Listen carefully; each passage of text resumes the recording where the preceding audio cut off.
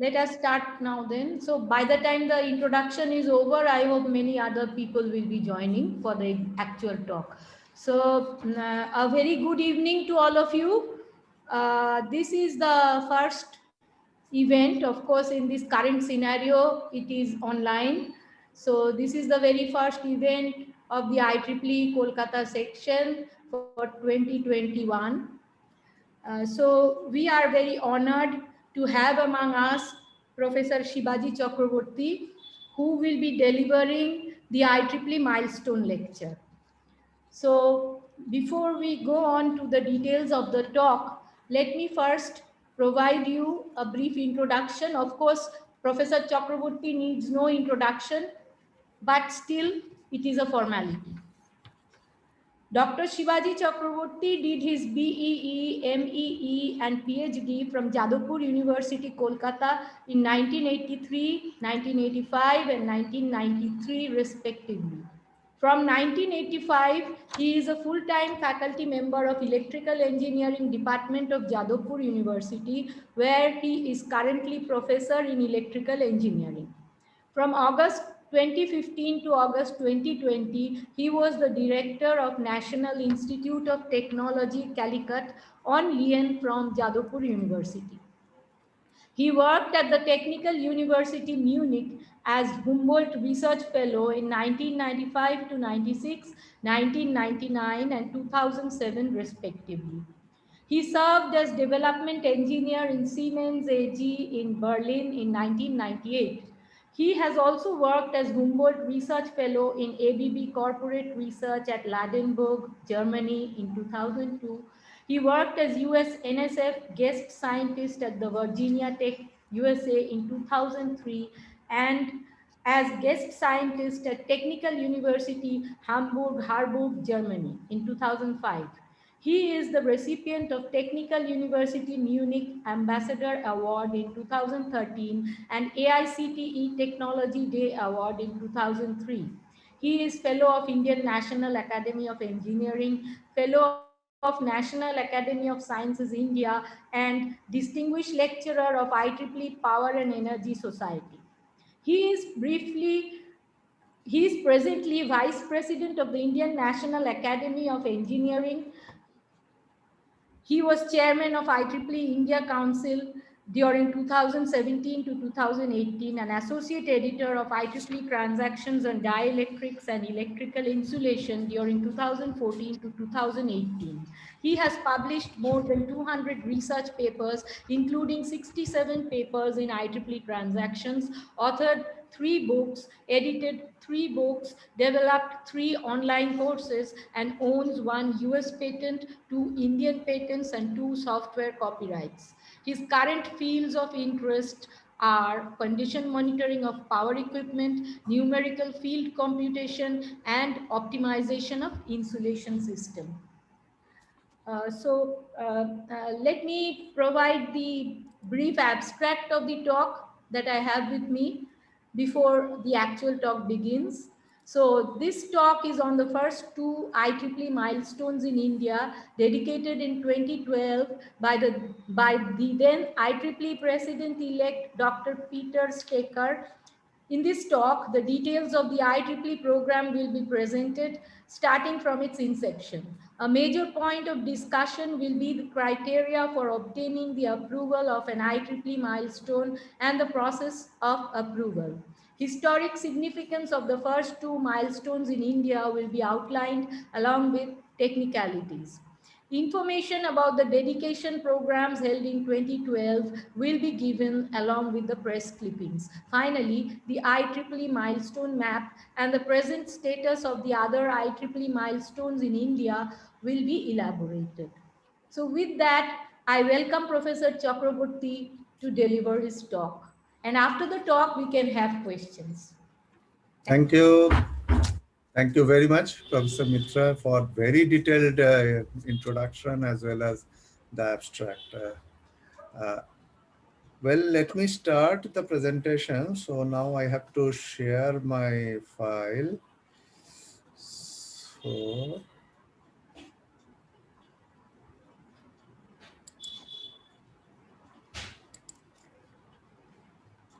shares. Yeah, here.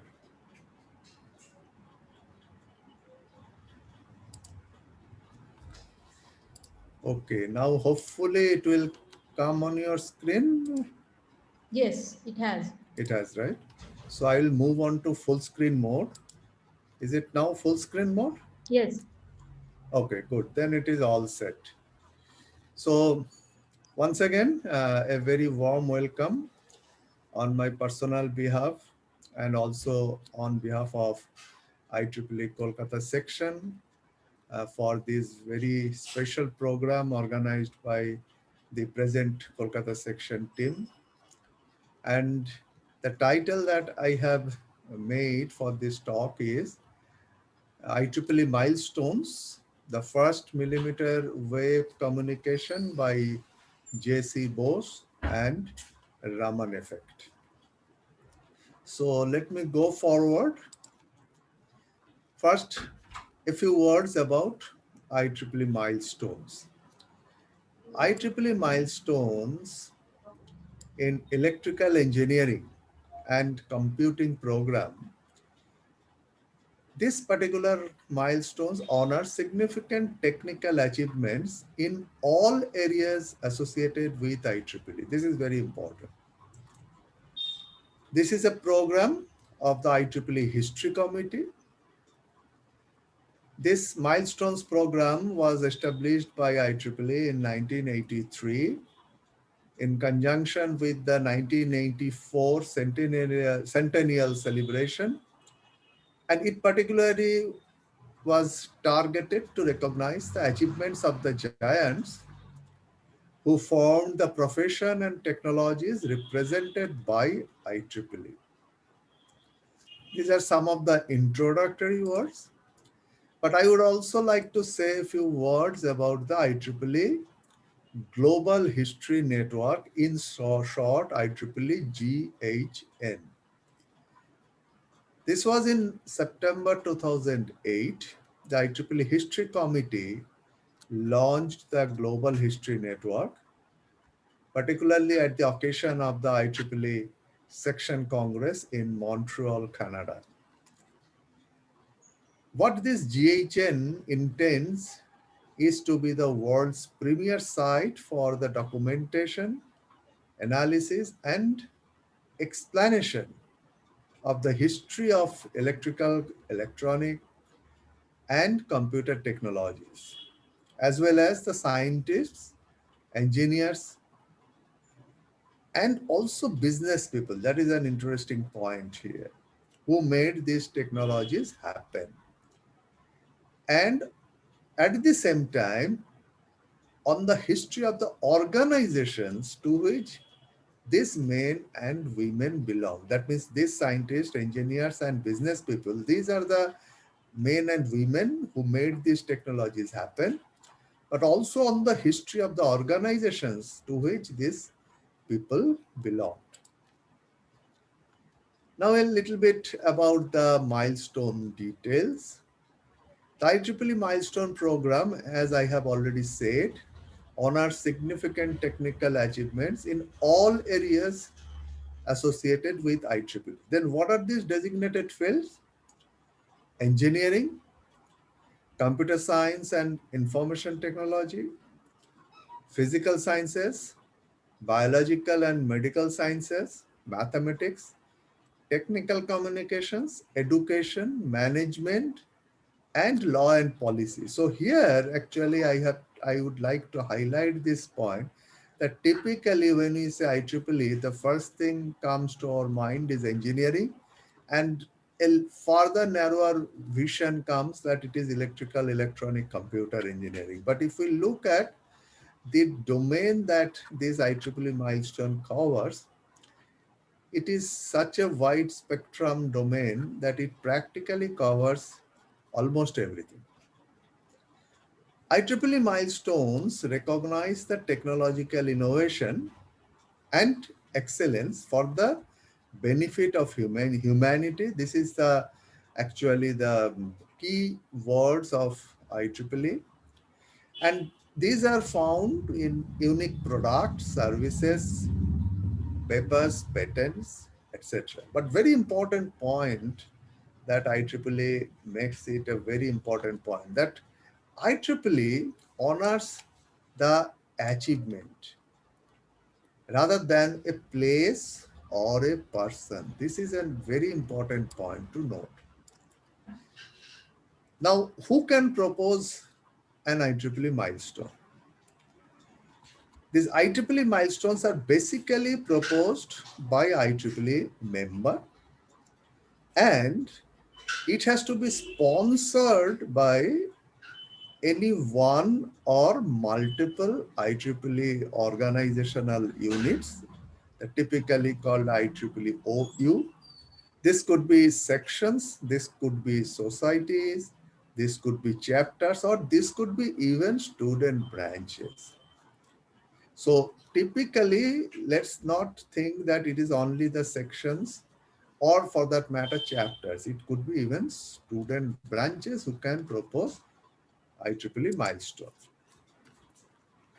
I would like to show an interesting IEEE milestone map. This was published by IEEE, and I have taken this map snapshot in 2012 when we were actually active in this milestone program. Now, if you look at that in 2012, these are the places where IEEE milestones were already dedicated. And if you look at that, it's very interesting that it will be the US Canada region on the left. In the middle, it will be the Europe. A few in the Middle East area, but not in the further west. One in the South Africa, one in Chile, one in Central America, lot in Japan and Korea area. Rest is just blank. And look at India, there was none. So that was one of the focus of the IEEE Kolkata section. Of course, that time it was called IEEE Calcutta section. I mean, not in 2012. The whole thing started earlier in 2010. This was primarily targeted that there were a lot of works which have been done in India and which are eminently suitable for IEEE milestones. So why not do it? And IEEE Kolkata section picked up the two most important work that was done in Kolkata. But before going into those two IEEE milestones, then what are the criteria that we had to satisfy? Because when we propose, these criteria has to be satisfied. Now, to be proposed as an IEEE milestone, an achievement must be at least 25 years old. So this is one important thing, that we should not think that achievement should be very old. It is at least 25 years old. And of course, as I said earlier, benefited humanity. But there is another important part. Must have had at least regional importance. That means it is not necessarily, it has to be a global phenomena, but it should have regional importance. What is regional importance? That IEEE defines that as an area of more than 500 square kilometers. That means this achievement must have had importance or impact over an area of more than 500 square kilometers. And another major aspect is that the achievement which we are going to propose must not be subject to any current litigation. This is very important. Then a question is often asked that whether there is a maximum or minimum number of achievements. For example, whether in any calendar year, is there any number? The answer is no. Similarly, whether any organizational unit, say for example, IEEE Kolkata section, is there any limit that in a year we can do only this much? The answer is no. Similarly, is there any limit on the number of milestones in any particular geographical area or technical area? The answer is no. So in a way, or in other words, that there is no maximum or minimum number of achievements to be proposed as milestones as long as they are satisfying IEEE criteria. But at the same time, I have to here mention that it is not that we just write something and send it. It has to be proved with authentic documentation. And then what is the process? Of course, once we propose it and once it is sponsored by an operational unit, it goes to the IEEE History Committee. Then IEEE History Committee has certain internal processes. They get it vetted by so-called adjudicators. And when they get unequivocal recommendation from all the adjudicators, then they approve it and then they forward it to the IEEE Board of Directors. And if that is approved, then the bronze plaque commemorating the achievement, again important part, commemorating the achievement, not the person, is placed at an appropriate site with an accompanying dedication ceremony. So I will also talk about this dedication ceremony which happened in Kolkata. But one more point about this plaque, the official IEEE plaque is English language plaque. However, the sponsoring organizational unit, that means whoever is sponsoring it, they can request a plaque at their own expense in other languages. This translation must be made or validated by a third-party professional translator at the sponsoring organizational unit's expense. And one more point I forgot to mention earlier, that at least one of the milestone proposers must be a current IEEE member or student member. So that's what I was trying to say earlier, that not necessary it has to be a full member or fellow or something. Even a student member can propose. So at least one of the milestone proposers must be a current IEEE member or student member. Now I move on to the milestones that we did starting from 2010. The first one is, of course, Sir J.C. Bose. Not that J.C. Bose is the milestone. Milestone is, of course, the millimeter wave experimentation, but it was the work of Sir J.C. Bose. I start with this photograph, which was taken in Sorbonne in Paris in 1926. So it was at the advanced stages of Sir J.C. Bose. But now coming to the IEEE milestone. This milestone is the first millimeter wave communication experiment. This is the milestone. And of course, it was by Sir J.C. Bose. And the time span for this was 1894 to 1896. This IEEE milestone was dedicated at Presidency University, Kolkata, where this work was done. This is also as per a policy of the IEEE. We have to specifically say where this was done and appropriately where the plaque has to be placed, and IEEE approves it. That the then IEEE President-elect, Dr. Peter Staker, he came to Kolkata, and this entire ceremony was organized on September 15, 2012. Now let us look at the J.C. Bose milestone. As I said earlier, IEEE milestone honors the achievement. So this wording that you are seeing on your screen is actually the exact wording of the IEEE milestone approved by the IEEE History Committee. And what it says, let me read it. In 1895, Jagadish Chandra Bose first demonstrated in Presidency College, Kolkata. By the way, this we have to prove by documentation. They asked for all documentation, authentic documentation, which we had to supply to the IEEE History Committee. So Presidency College, Kolkata, India, transmission and reception of electromagnetic waves at 60 gigahertz over 23 meters distance through two intervening valves by remotely ringing a bell and detonating some gunpowder.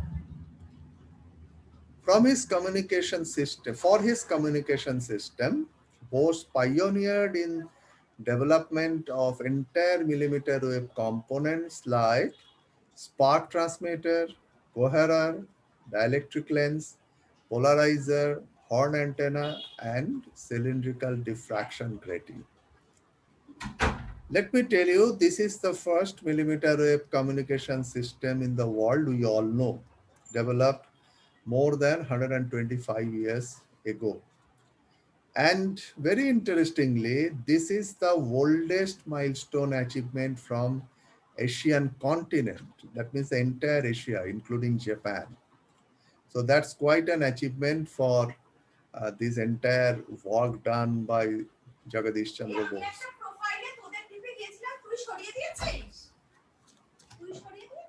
Oof.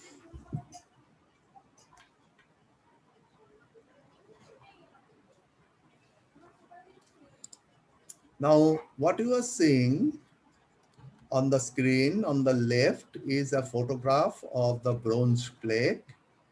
And this bronze plate was given to IEEE Kolkata section from IEEE. And on the right, what you can see is the actual place where this plate was installed in Presidency College. So if next time you visit, now it is university, so Presidency University, please don't forget to see this plaque, which is actually installed at a very prominent place in their main building. Now, a little bit about the technicalities, but I would first of all say that I am not an expert on this area of the work, so I may not be able to answer questions which are technical, but I would like to give some of the significance and historical aspects of the work.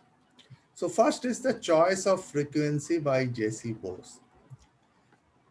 J.C. Bose chose quasi-optical millimeter wave frequency range, and the wavelengths he used that ranged from 2.5 centimeter to 5 millimeter. The reason for the choice of millimeter wave by J.C. Bose was primarily due to the advantage of studies of quasi-optical properties of the radio waves within his laboratory of limited size. That is the important point. That means he had to work within his laboratory of very limited size, which was available to him at the then Presidency College. However, the important point here is that the components and the systems developed by J.C. Bose, initially at millimeter wave and subsequently at microwave, were outstanding discoveries made more than 125 years ago in Kolkata, most of which are now being utilized. Whatever he developed, even now they are utilized. However, now they are utilized in a modernized form, and they are even utilized for Earth to space links and very important remote sensing applications. So we have to just understand the brilliance of the work done. The experimental research that J.C. Bose conducted in the millimeter wave technology, and that too in the 19th century India, that means 1895, 1897, that particular term. And the system he developed, it could easily be termed the first wireless communication system. Today we talk about wireless communication everywhere. In fact, I am giving this talk or you are listening this talk using wireless communication definitely. And this was probably the first wireless communication system which was utilized in a demonstration of remote control application. In 19th century Kolkata, workshop facility available to J.C. Bose was very primitive compared to the precision that was needed to build a component that should operate at 5 millimeter wavelength. But here is the innovation that Bose demonstrated, and that is just simply awe-inspiring. This is a slide which is showing J.C. Bose's equipment design. On the right, J.C. Bose in 1897 in Royal Institute, London. He was invited by Lord Raleigh, and that time J.C. Bose was quite young. And you see the design which he made. This was, of course, that time there was no sophisticated computer, so these were all hand drawn. So the radiator design on the top left, then the spiral spring receiver design here, and bottom left is the arrangement where we have a lens at the exit of the waveguide. And these mounting stems of A and C, the outer spheres, they were so designed that this could be inclined to adjust the dimensions of the spark gaps. As you can see, there is a gap between A and B and B and C. These are the spark gaps which J.C. Bose used, but he used this stem design in his own lab, whatever he has fabricated, so that he could control the dimensions of the spark gap. This is taken from J.C. Bose's 1897 paper, which is the diagram of the receiver and transmitter apparatus, where you can see on the left R, if you can see my mouse, this is the radiator.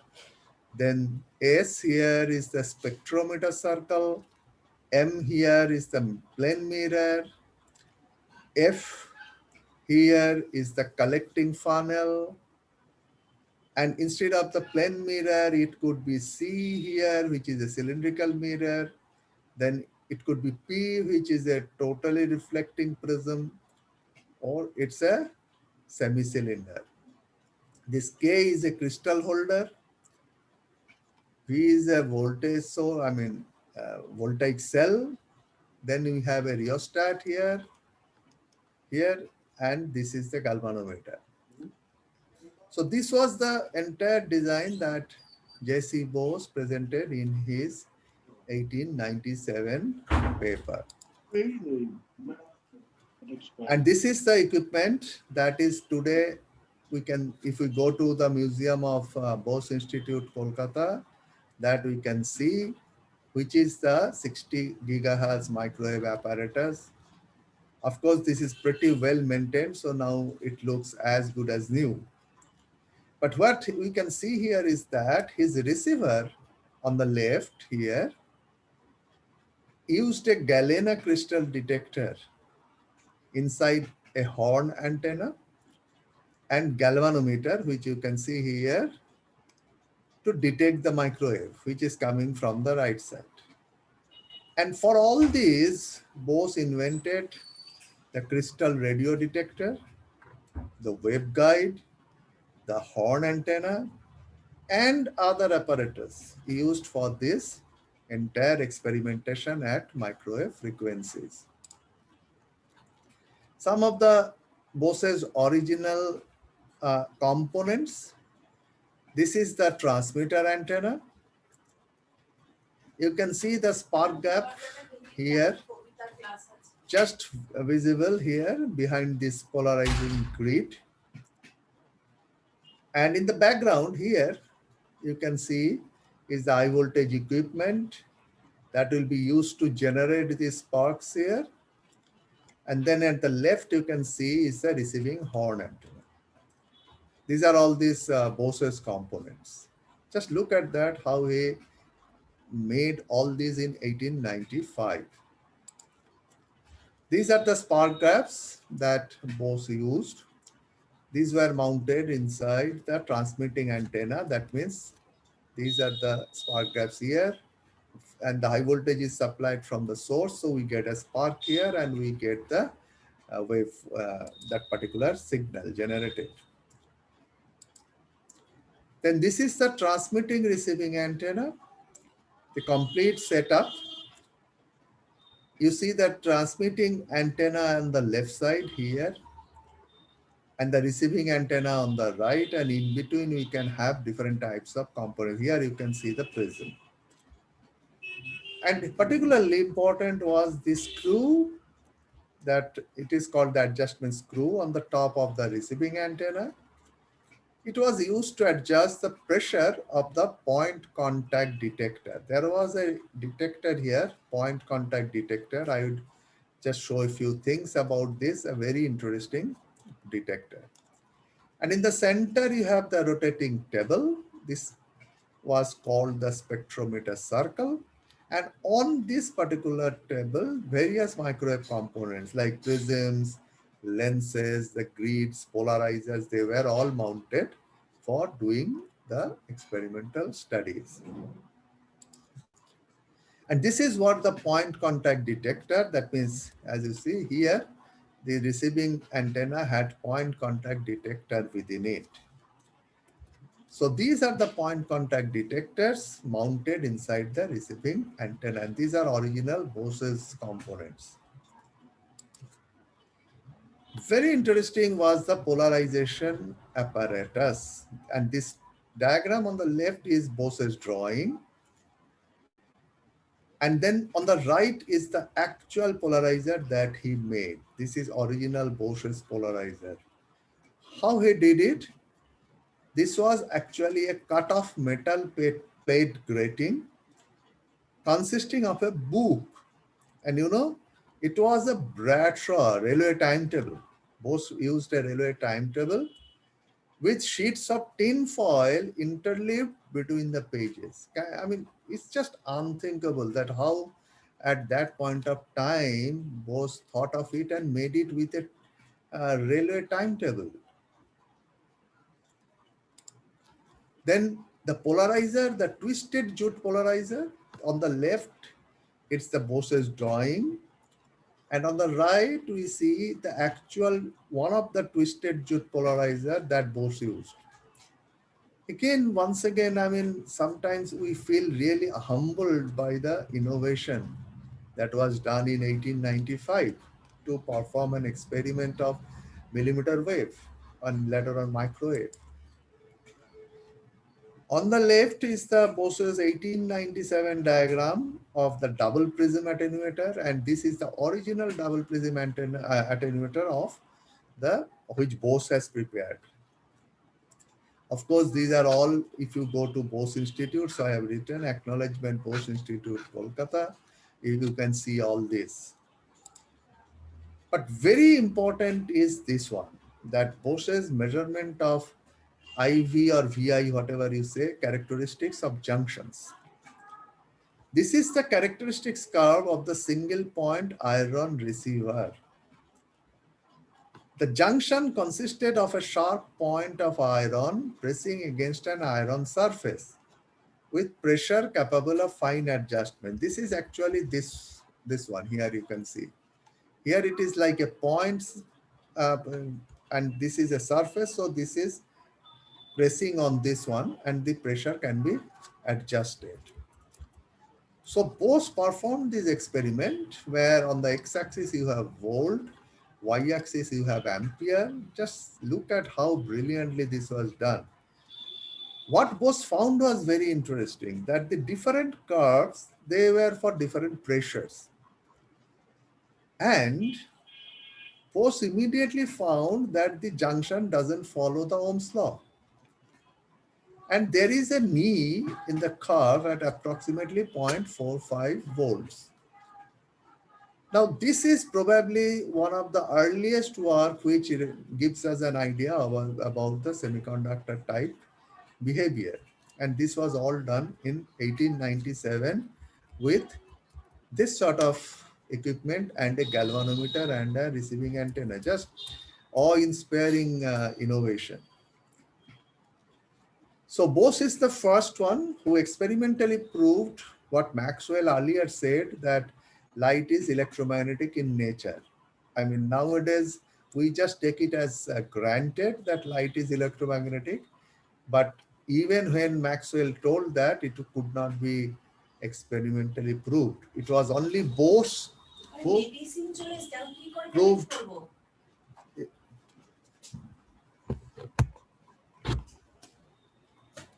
proved this one, that light is electromagnetic in nature. And how he proved it? It is by measuring refractive index of a quartz crystal using millimeter wave transmitter receiver Washi optical setup. Now we all know that applications of microwave and millimeter wave are now the basis of the wireless communication around the globe.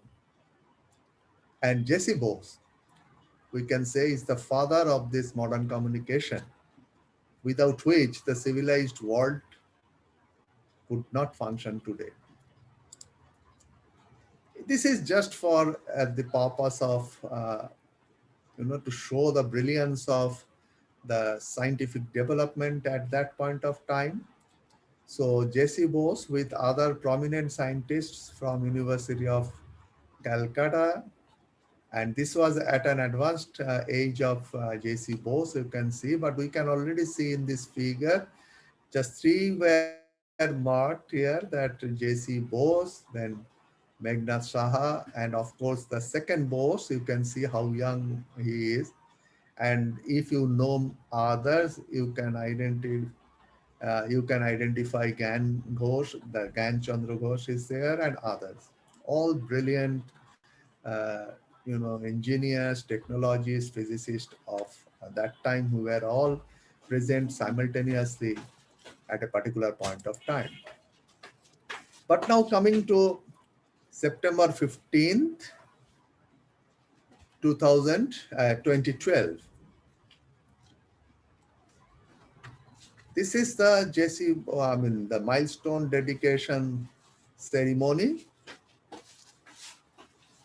Then the left side, this photo is showing the dignitaries on the dais in the plaque dedication ceremony.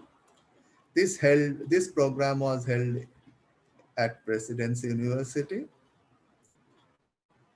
And on the right side, you can see at a scale where you can see the entire hall and the dais at the Presidency University on September 15th, 2012.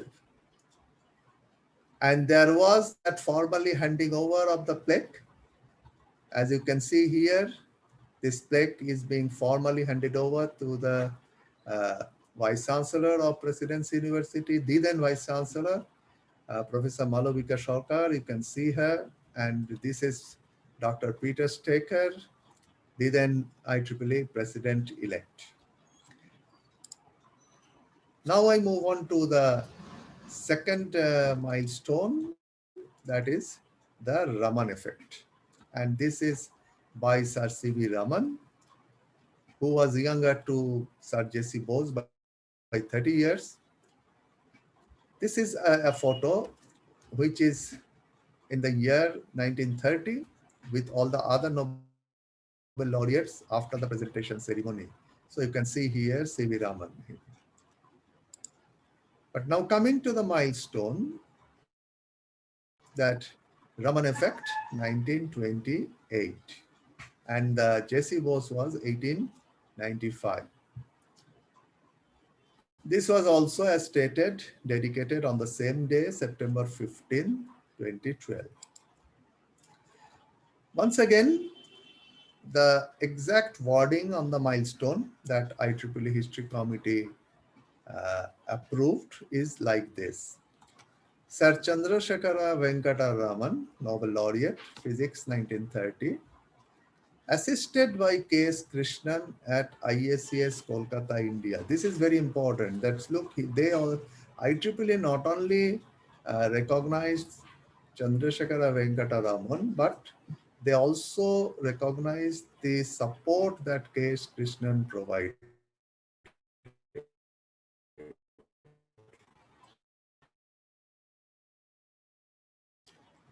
Discovered on 28th February 1928, light entered scattered was of a different color,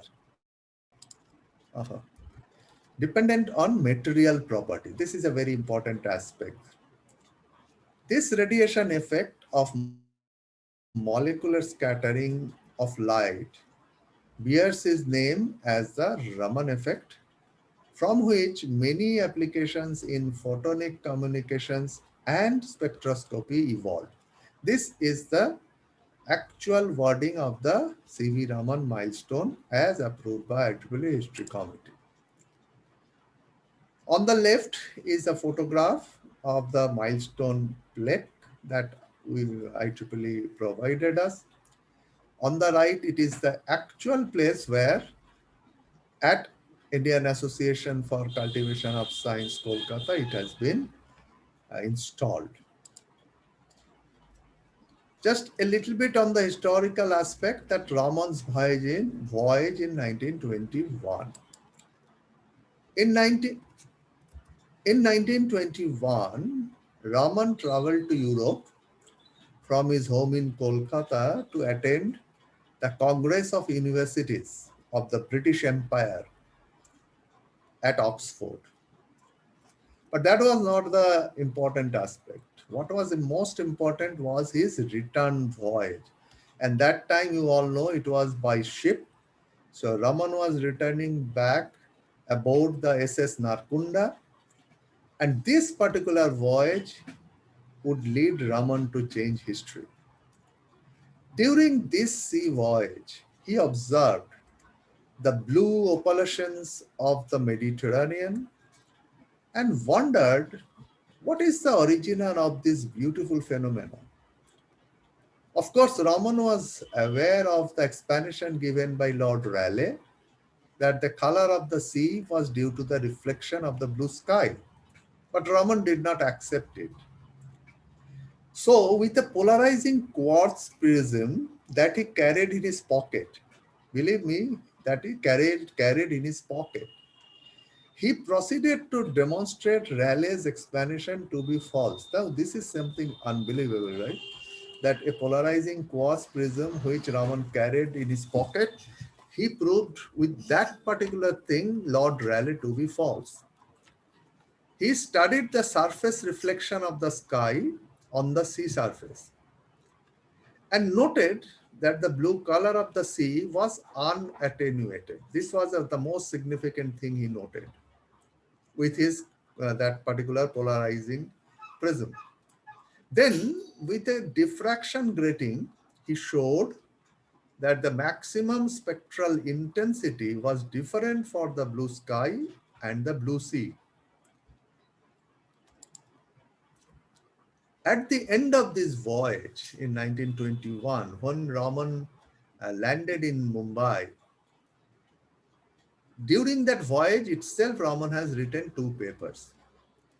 So when he landed in Mumbai, he immediately sent these 2 papers to Nature from Mumbai, stating that the color of the sea was due to light scattering by the water molecules, not by reflection of the sky. And he termed this phenomena as molecular diffraction. Thus began Raman's research obsession, the molecular basis of light scattering. This was Raman's actually an obsession later on. So it all started in 21. By 1925, Raman had observed the frequency shifted scattered light in more than 50 different liquids. And by 1927, he had noticed that the scattered light was polarized. So 1921 to 1927, In these 6 years, he was almost obsessed with this research and continually studied and observed interesting things. He described the phenomena, which he called modified scattering, in another paper in Nature. Later, all this will be called Raman effect. This is just again, see, earlier I have shown a figure in Kolkata where brilliant scientists were together. This is a conference of Nobel Prize winners in Lindau, Germany, uh, on the shore of Constance Lake, a very beautiful place in Europe. In 1956, there was a conference where all the Nobel laureates went, and this was just an evening. You see all the Nobel laureates, and you know who is singing? It's the Pauli, Wolfgang Pauli. So just good to see and see how they were all engineers. And this was Raman there. Just behind Pauli is Raman. This is Raman's spectrograph. On the left, this is the spectrograph photograph with Raman himself. And Raman was quite young at that time. Raman was born in 1988. So in 1928, he was 40-year-old, 40. This is the, on the right is the Raman spectrograph, which is now available. You can go to Cultivation of Science and see it.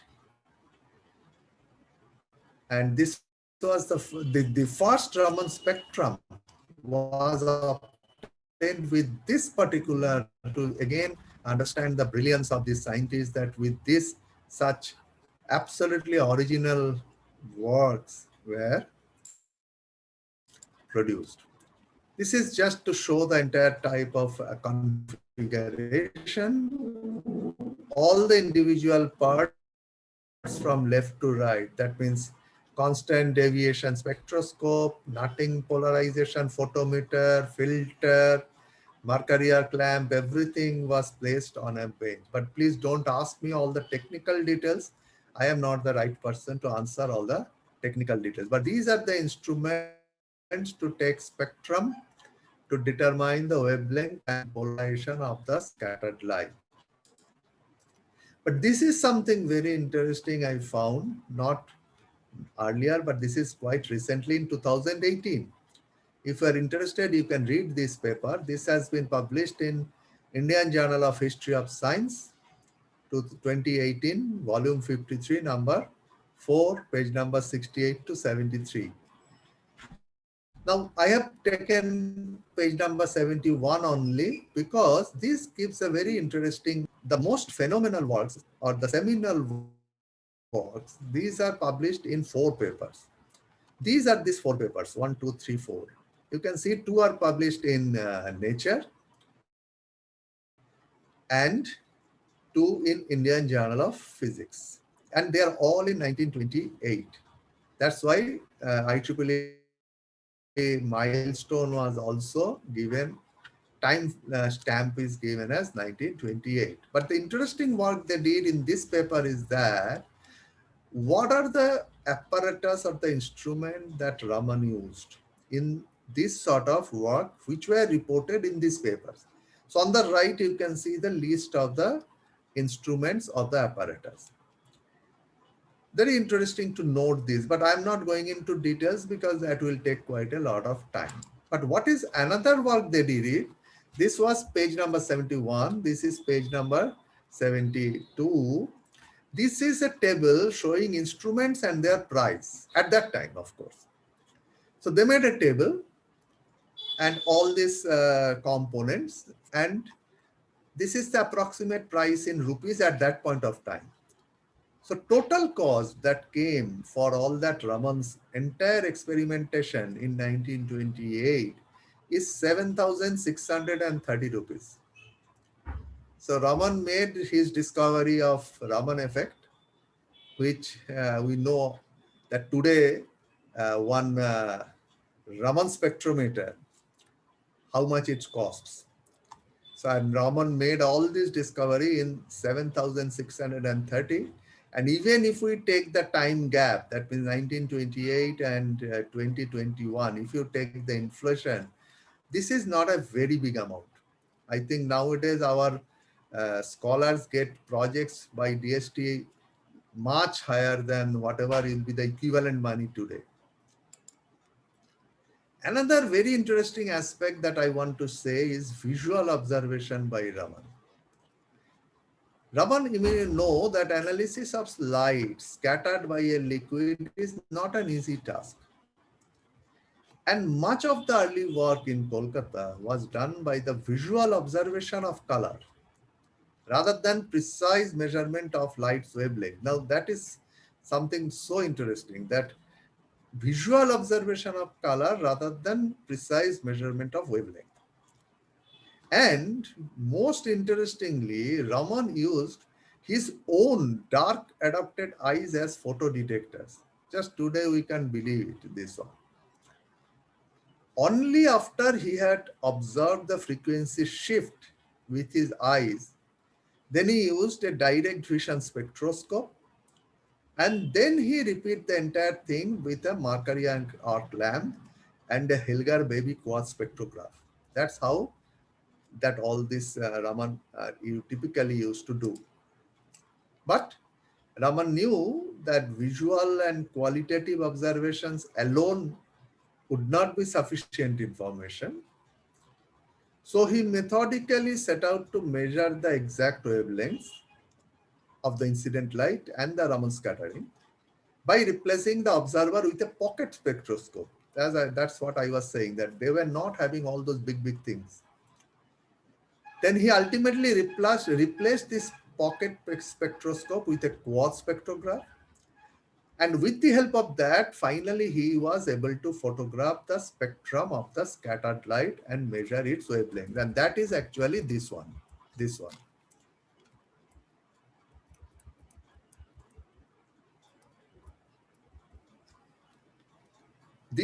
And all these quantitative results which he finally could do, that was published in March 1928. So if you see here, this Indian Journal of Physics, these papers, 1928, these are the papers where he published his quantitative results.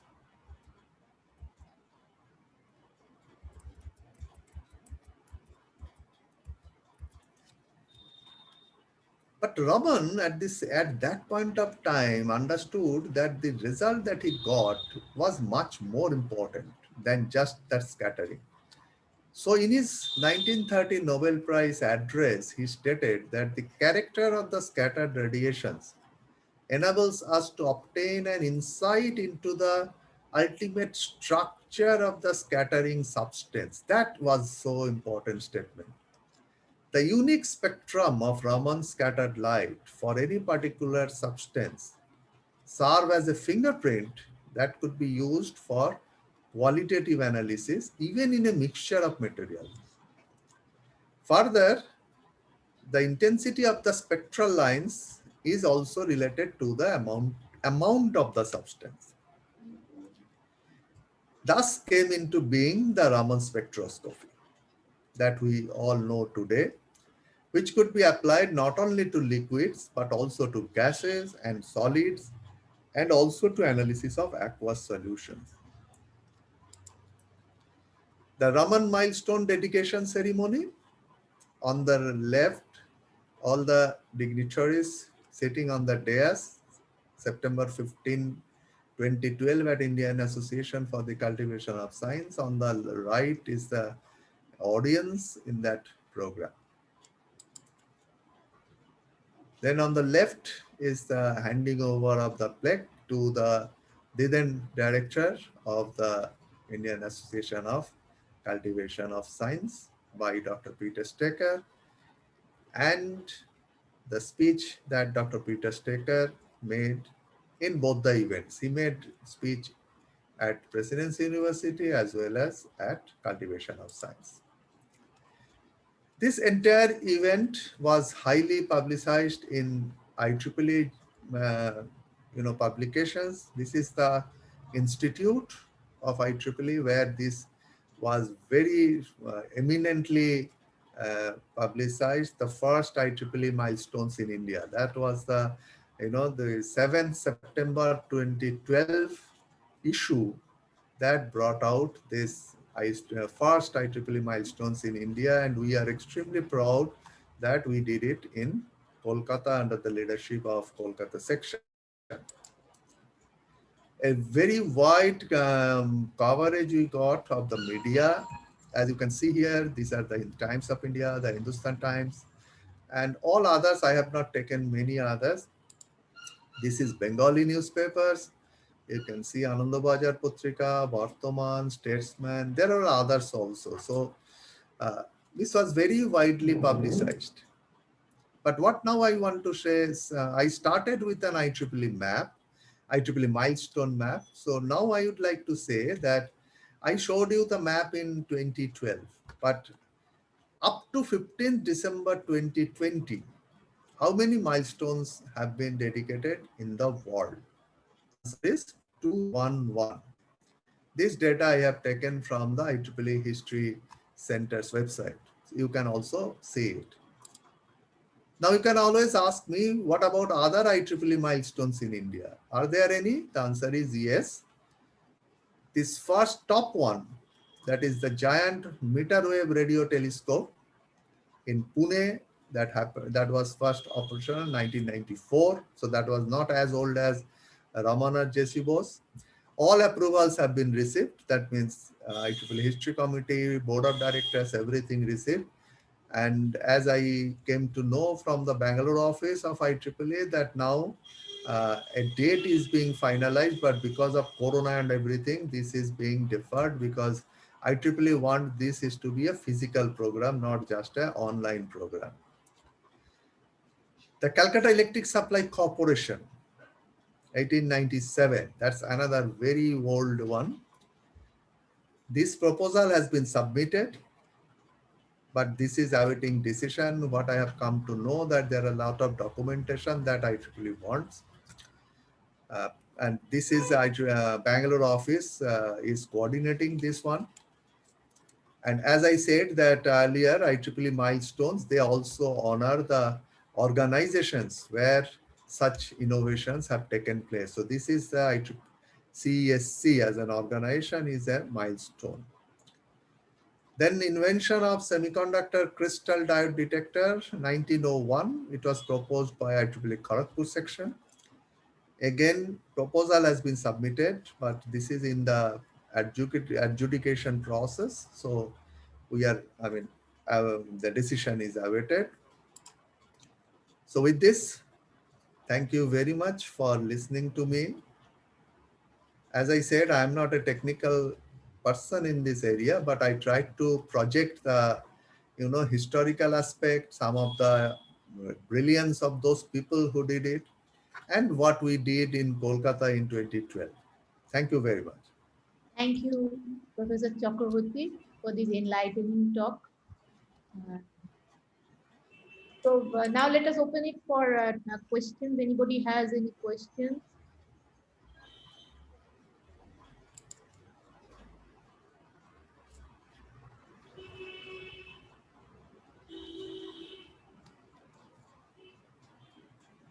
Anybody in the audience?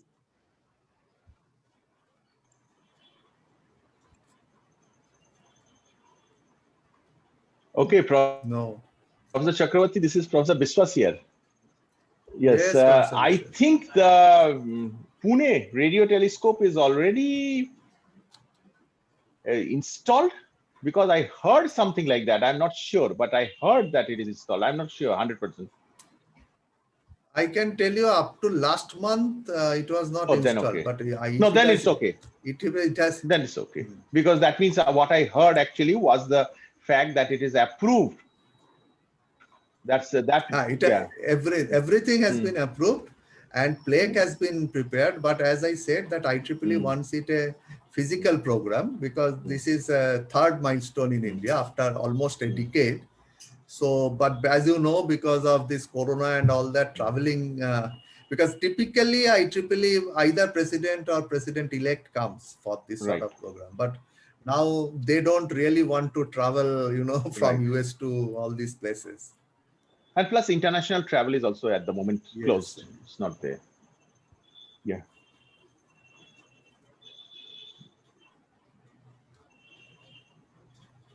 Anybody else?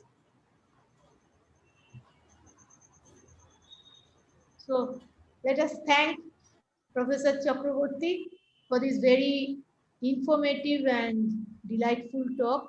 So we are greatly enlightened about these events. So with that, I thank you all for having been here. And Thank you. Namaskar. All best wishes to everybody.